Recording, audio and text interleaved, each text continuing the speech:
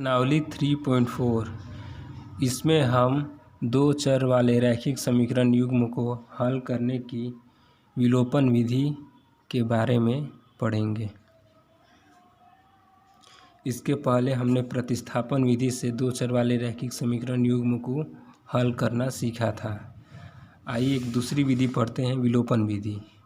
विलोपन विधि में सामान्यतः हम दो चर वाले रैखिक समीकरण युग्म से किसी एक चर को क्या करते हैं, विलुप्त कर देते हैं, अर्थात विलोपित कर देते हैं, उसको हटा देते हैं।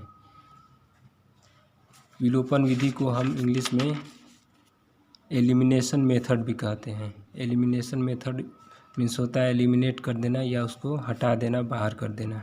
किसी एक चर को हम हटा देंगे और दूसरे चर का मान निकालेंगे, फिर वही मान किसी एक समीकरण में रखकर पहले चर का भी मान ज्ञात कर लेंगे। आइए देखते हैं एक उदाहरण के द्वारा। प्रश्नावली 3.4 का क्वेश्चन नंबर फर्स्ट का 4।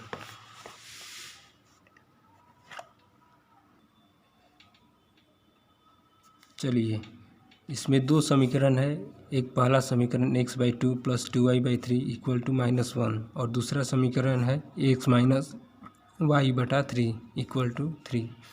आइए पहले समीकरण को हल करते हैं। 2 3 का लसन लेते हैं, 6, 2 3 6 और 3x + 3 दूनी 6 और 2 दूनी 4y = -1। ये हो जाएगा 6, इधर मल्टीप्लाई होगा, बचेगा 3x + 4y = 6 एकम -6। ये बन गया समीकरण 1। इसी तरह इस समीकरण को भी हल करेंगे। कुछ नहीं तो एक मान लेते हैं, 1 और 3 के लसा 3, 1 3 3 और ये 3x -3 एकम 3 और 1 गुणे y, केवल y हो गया, बराबर 3। ये 3 इससे मल्टीप्लाई हो जाएगा, बचेगा 3x - y = 9। ये समीकरण 2 हो गया। अब समीकरण 1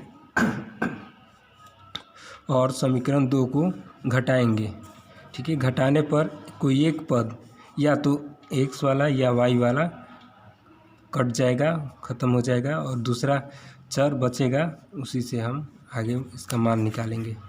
चलिए लिखेंगे, समीकरण 1 में से समीकरण 2 को घटाने पर, अब ज़रूरी नहीं है 1 में से ही 2 घटाएंगे, आप 2 में से 1 भी घटा सकते हैं। 2 घटाने पर 3x + 4y, जैसे भाग में का घटाव पड़े थे उसी तरह इसमें भी घटाना है। 3x - y = 9। घटाव के लिए नीचे वाले पद का चिन्ह बदल देते हैं। ये देखिए, घटाव में का नियम आप जानते होंगे, एक पद प्लस में होता है और एक पद माइनस में होता है, सेम पद, तो वो कट जाता है। इसको ख़त्म कर दिए, बचा 4y और +y मिलके 5y, बदना ये 9 -9 और -6 मिलके -15, y = -15/5। कितना हो गया, 3। y का मान हमें मालूम चल गया 3 -3। अब इसी y का मान समीकरण 1 या समीकरण 2 में रख के हम x का भी मान मालूम कर लेंगे। किसी एक में रखिए, y का मान समीकरण 1 में रखने पर 3x + 4y = -6। 3x होगा प्लस 4 × y की जगह पे -3, ये बना -6। 3x 4 3 -12 -6, 3x = -6 -12 इधर आकर +12।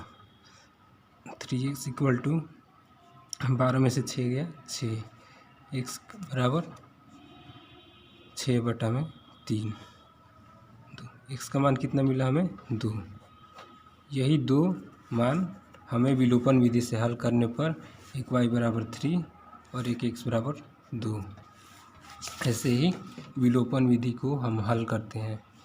ये सब तीनों विधियों में सबसे आसान विधि है घटाओ इसको, दोनों समीकरण को हम घटाकर किसी एक पद को ख़त्म कर देते हैं या विलुप्त कर देते हैं, और दूसरे पद जो चर राशि दूसरा चर उसी से हम उसका मान निकालते हैं। देख रहे हैं आप, x को हम ये x वाला पद दोनों को ख़त्म कर दिए, बचा 4y और y को आगे बढ़ाते हुए y का मान निकाले, फिर उसी y का मान किसी इक्वेशन इसमें या इसमें रख के हम x का भी मान निकाल सकते हैं। दूसरा क्वेश्चन है, यदि अंश में 1 जोड़ दे तथा हर में 1 घटा दे तो भिन्न 1 हो जाती है, तथा हर में 1 जोड़ दे तो वह भिन्न 1/2 हो जाती है, तो भिन्न बताइए। कल ऐसा क्वेश्चन हमने बनाया था। भिन्न हमको x और बटा y मान लेना है। लिखते हैं, माना भिन्न का अंश बराबर x तथा भिन्न का हर बराबर y, इसलिए भिन्न हो जाएगी, क्या होगी, x बटा में y। भिन्न हो गई, हम माना गया भिन्न हमारा x बटा y हो गया। अब प्रश्न से, यदि अंश में 1 जोड़ दे अर्थात x में 1 जोड़ दे और हर में 1 घटा दे y-1। लिखते हैं प्रश्न से x में 1 जोड़ दे और हर में 1 घटा दे तो भिन्न हो जाता है 1। ठीक है, चलिए इसको आगे हल करते हैं। ये कुछ नहीं तो इसके नीचे भी हम 1 लिख सकते हैं कि भिन्न 1/1 हो सकता है, इसका मान भी आखिर 1 ही होगा। 1 में 1 से भाग देंगे तो 1 ही होता है, इसका गुना इससे और इसका गुना इससे, तो किसी भी पद में 1 से गुना करेंगे तो वही पद हो जाता है।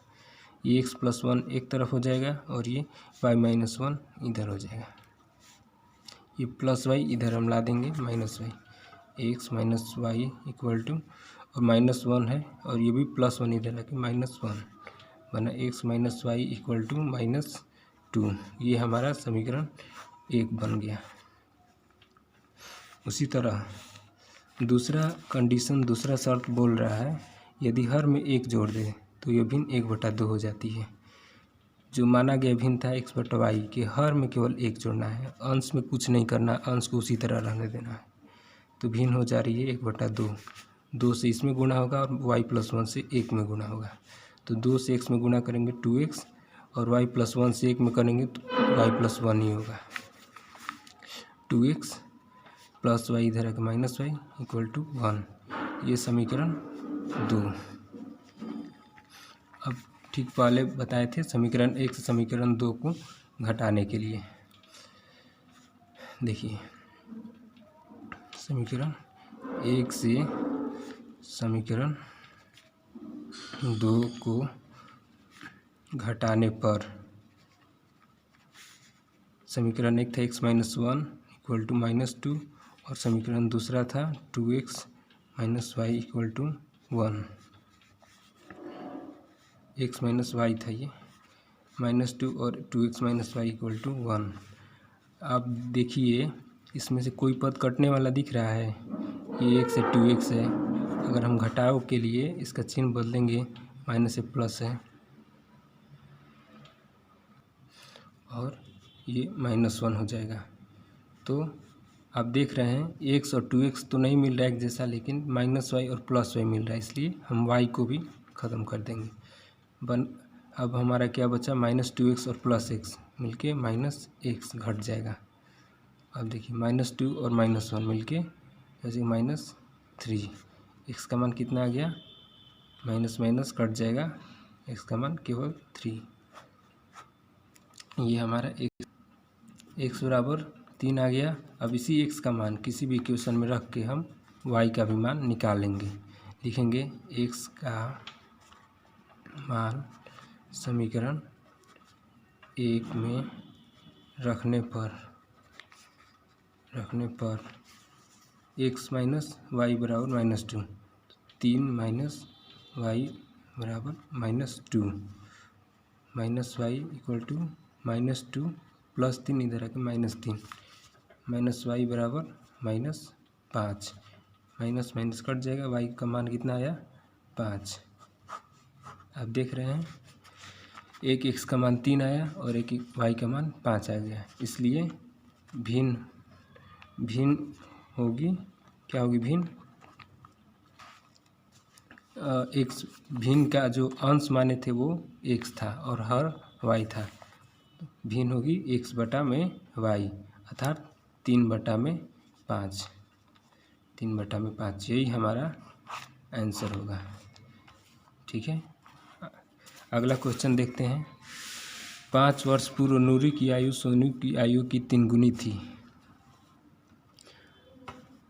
10 वर्ष के बाद नूरी की आयु सोनू की आयु की 2 गुनी हो जाएगी, तो नूरी और सोनू की आयु ज्ञात करें। 5 वर्ष पूर्व, कल ऐसा क्वेश्चन ऐसा भी मिला था। समीकरण पहले बनाते हैं। 5 वर्ष पूर्व नूरी की आयु सोनू की आयु की 3 गुनी थी, तो लिखेंगे नूरी और सोनू की वर्तमान आयु माना क्या x, लिखेंगे ऐसे, माना नूरी की वर्तमान आयु बराबर x और माना सोनू की वर्तमान आयु बराबर y। अब प्रश्न से बोल रहा है 5 वर्ष पूर्व नूरी की आयु सोनू की आयु की 3 गुनी थी, तो 5 वर्ष पूर्व नूरी की आयु हो जाएगी x - 5, लिख देंगे आप प्रश्न से। 5 वर्ष पूर्व नूरी की आयु होगी x - 5। अब ये जो 5 वर्ष पूर्व है नूरी की आयु, ये सोनू की आयु की 3 गुनी थी, तो सोनू की भी तो आयु 5 वर्ष पहले y - 5 होगी। तो अब बता रहा है कि जो नूरी की आयु थी 5 साल पहले, सोनू की आयु की 3 गुनी थी, 3 से गुना कर दिए। सोनू की आयु की 3 गुनी थी, इसलिए सोनू में 3 से गुना करेंगे, न कि नूरी में। अब इसी को हल कर देंगे, पहला इक्वेशन मिल जाएगा x - 5 = 3y - 15।